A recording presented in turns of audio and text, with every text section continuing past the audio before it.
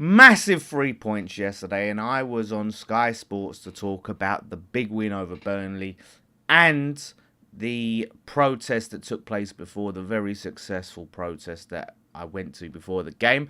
I didn't want to get straight into the protest. I want to make it clear, I'm a fan of West Ham. I enjoy when we win. I want us to win. I care about the results on the pitch. I'm not just about protest. So I wanted to make sure I gave the team their credit first. And they brought up the protest before I got a chance to, which I was very surprised about. So we got to talk a little bit about that. So check that out, and I'll be back afterwards to give some final thoughts. Dan Lawless joins us now. Nuno's a happy man. Are you a happy man? I am, honestly. 2 wins back to back. I can't remember when we've done that. Can you believe Especially it? at home. We had 2 wins at home all year before Newcastle. Now And you scored 3 goals at home as well. 3 goals, 6 goals in 2 games. Listen, I'm buzzing. It's been a miserable season. No, Yeah, I can't be anything. Well, it's been in there, a few weeks now. So do you see a noticeable improvement now? Yeah, I do. I do, to be honest. I think it's night and day from Potter. I thought there was a little bit of a shaky period where I was actually worried about Nuno, which was the Brentford and Leeds games. The formation, the lineup he played was outrageous. But he corrected, he's got it right, and he started the right team back to back, and we've got our just rewards for it. So hopefully now this is the start of us kicking on. Do you think Callum Wilson has to start as a number 9? Because Nuno obviously kept him on the bench. It seemed like he didn't fancy him, but he's been playing well and he scored today. Yeah, he's proved why he should be starting, to be honest with you, because he is a natural proper striker, proper number 9. And his goal today, right place, right time. He's got the movement, he's got the work rate off the ball, and he just fits us more than Fulkrug when we had him up top. He's always where he needs to be. So I'm praying he stays fit, touch wood, but I think he's the man to lead the line. Yeah, it's interesting as well. You can see how the players look like they were just really smiling, really enjoying it. He did this strange thing midweek, didn't he? Told them all to bring in baby pictures and put them up to remind them of happier times. It feels like it's worked. He needs to get that team clicking, doesn't he? And it feels like he's getting that.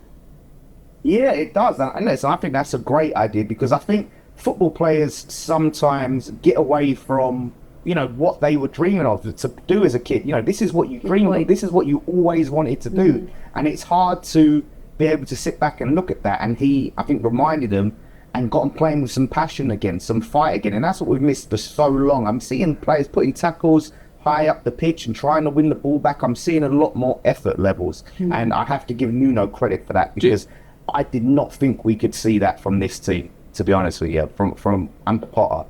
So full credit to him, and I think it's looking like a good appointment.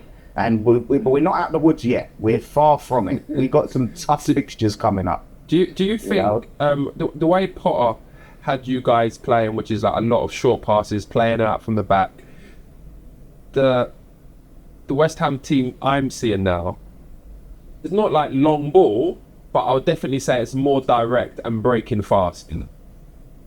Yeah, I mean, I think the directness works, and I think we're kind of probably seeing quite a bit of this now, with other teams moving to this sort of style of play. And of course we want to play passing football, but it was agonising under Potter, because when you've got players that aren't sharp like that and can make those quick, decisive passes like Man City, it's painful to watch. And honestly, I think Potter's stocks has really gone down.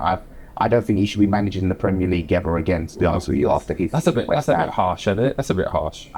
He was horrendous. Some of the decisions. Freddie Potts, case in point, brilliant today. I really like Freddie Potts, by the way. Big shout out to Freddie Potts, because he's come in there. He looked very tidy, very nice, and he can play them balls in between the lines. Actually, he's done that a few times in the games I've seen recently. But I just think overall, it seems like, yes, you conceded 2 goals today, but I think you seem more solid. I mean, even Nuno there alluded to it. Organised, aggressive. The only thing was slow start, but in the end, you got the reaction and end up winning the game. That's what we need to fix. It's great that we're reacting to going a goal down and we're fighting back. Love that, but this was a huge game. This was a cup final. I did want to see, maybe nerves sort of crept in, but I wanted to see us come out fighting, and we didn't. So that's a negative. right?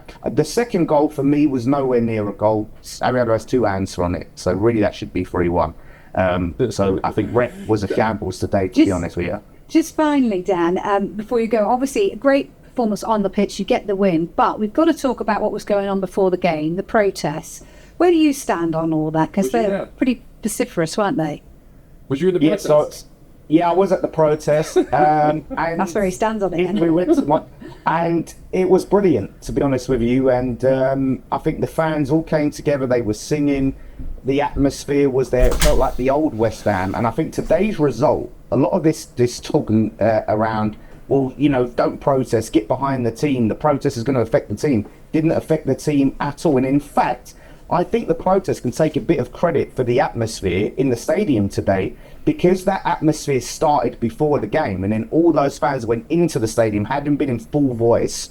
They carried that on and into the stadium and got behind the team. So I think it shows it's a positive. We're not against the players, we're against the ownership. Get the ownership out, support the team. 2 things can coexist at once. So brilliant, really proud of the fans that went, and we just keep going. And hopefully, you know, like Newcastle, win. So happy hammers. Happy hammers. We'll end on that note. Dan, thank you so much. Thanks, guys. There you go. And as I said, the protest was positive, and I honestly believe it had a real positive effect on that atmosphere. There was a lot of fans that went to the protest that hadn't been going to the games, that I believe went, well, I'm there anyway, I might as well go to the game. So you had a lot of that in. Like I said, that atmosphere, that build-up, all started before the game at the protest. That's why you don't normally see that. It was unusual to have that kind of atmosphere. It's because we had the proper old real West Ham representing in Stratford that day. And honestly, I couldn't be more proud of the fans. And listen, everyone that's organised it have really got to be happy with themselves and done a great job. They really have. And good on them. And listen, in terms of the result, we've got to enjoy it. Whether it means we're safe, we're far from it. And the players should not be sitting there and thinking, I mean, we're still in the bottom 3. We have a long way to go. But things are looking positive in terms of the pitch. It's never going to be positive in terms of the ownership. 2 wins doesn't change a decade of just complete and utter mismanagement. So it doesn't change how I feel. More protests, and I think that's what really shows that we're serious, that we're still turning up in numbers, we're still protesting regardless of the results. You know, like I said before, it's never going to be a convenient time to protest, but that protest obviously had no negative effect on the team. In fact, a positive one. So the days of us saying, oh, well, we can't protest because we need to support the team in relegation, but it's a bad time to protest, that's done. That's finished. We didn't lose Brentford because of a boycott. We lost because Nuno put out a shit team. Simple, right? It was simple as that. So we keep going, we keep moving, we keep pushing to get these scumbags out of this club. And imagine where we could be if we had someone serious in charge. Imagine. Honestly, I'll pray for that day. That it comes sooner rather than later. But Nuno has to stick with his team now. We haven't got massive depth. I worry about the Bournemouth game because when you look at it, we've got Paqueta out, possibly Freddie Potts out, and he's going to have to put some people starting in that midfield that should not be starting in that midfield. Rodriguez, Souček, and listen, I've been an advocate for Souček as a super sub for a long time now, and him up front as a super sub works. You're not gonna, make me believe all of a sudden that he should be a midfielder. That's what people do, right? Oh, look, see, Souček should have look, you all doubted him. My problem with him always was him starting in the midfield. Well, not always, but in recent times, it's always been him starting in that midfield. So if you want to use Souček now as a way to say you were wrong, well, that makes no sense because he's coming off the bench to play up front. so it doesn't contradict anyone that said he shouldn't start in the midfield. You know, and there's a time and place maybe you haven't, but he's just too slow. He's just too slow, and he's not the best on the ball. But he's really good in both boxes, and that's what we have him for. So listen, I love Souček. I love him. He embodies everything we love about a West Ham player in terms of, you know, he loves the club, he's passionate, he gives his all. And, you know, long may it continue in this vein. You know, I hope he really gets up there and becomes one of our highest goal scorers. I really do. And hopefully Bowen can step up. But yeah, I'm just relieved. It's been a miserable while at West Ham. It's been a miserable season. Last season was a miserable season. The season before that was a miserable season. West Ham fans, we deserve to have something to shout about, something to enjoy. So if we can't enjoy the little small moments like this, then what can we enjoy? We have a mad fixture list coming up. That is where we're really going to see where this team is at. When we play these games, the Bournemouth's away, and it really shows how far Bournemouth have come and how far we've fallen, that we're looking at Bournemouth away as a team to be scared of. It's always been a tough place for us to go, but still. Then yeah, Liverpool at home, Man United away, Brighton away, Villa at home, Man City away. You know, it's not really until Fulham at home you're looking at a game where you go, yeah, we need to be winning all of them, but we should be winning that.